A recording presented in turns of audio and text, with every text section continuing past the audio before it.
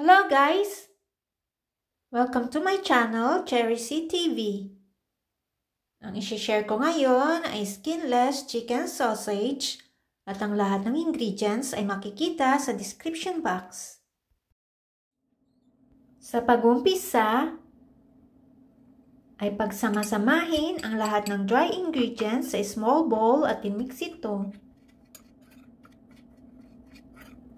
And after mixing ay iset aside ito.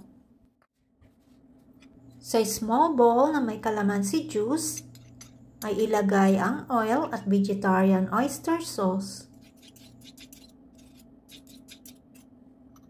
Mix ito hanggang mag-combine ang lahat ng ingredients. After mixing ay ilagay ang seasoning sa ziploc bag na may ground chicken.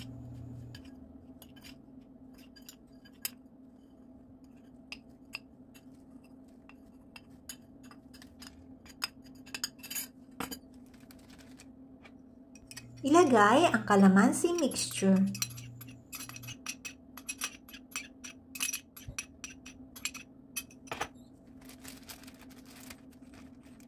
Pag nailagay na lahat ng seasoning, ay i-close ang ziploc bag.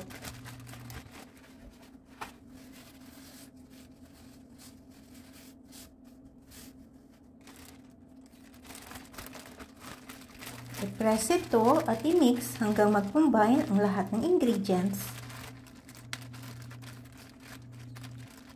Yung ginamit ko pong chicken powder dito ay wala pong MSG. Sa mga hindi po mahilig sa MSG ay may nabibili po sa online at nakabili po ako sa Amazon.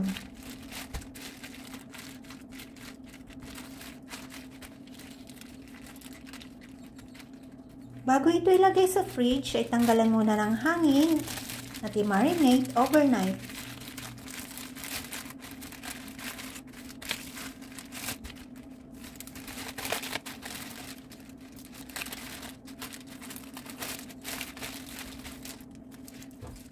The next day,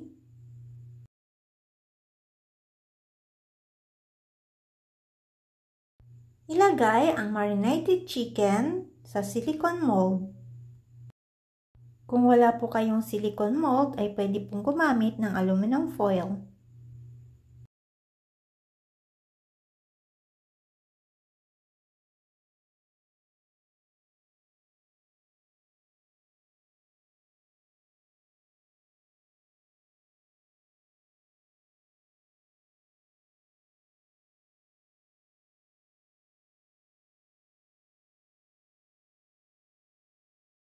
Pagkatapos maglagay ng marinated chicken sa silicone mold ay takpan ito at ilagay sa preheated steamer at i-steam ng 20 to 30 minutes.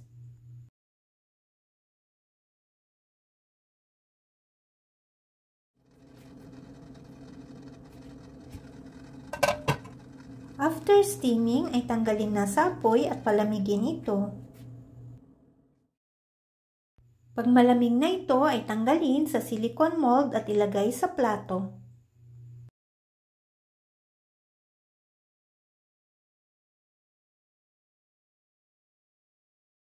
Pag hindi nyo pa po gagamitin o lulutuin ang sausage, ay pwede po itong ilagay sa ziploc bag at tumatagal po ito sa freezer ng 1 hanggang 2 buwan.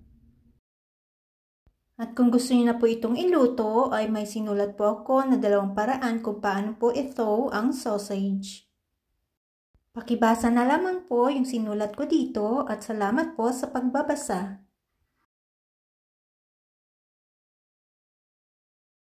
Yung ibang sausage ay iluluto ko na po.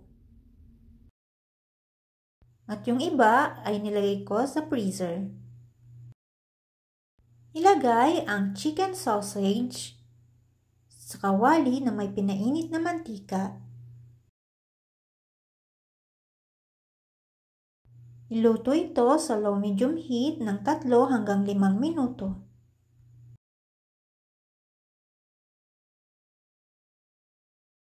Pagkaraan ng 5 minuto ay baliktarin ito at iprito naman o iluto ang kabilang side nito.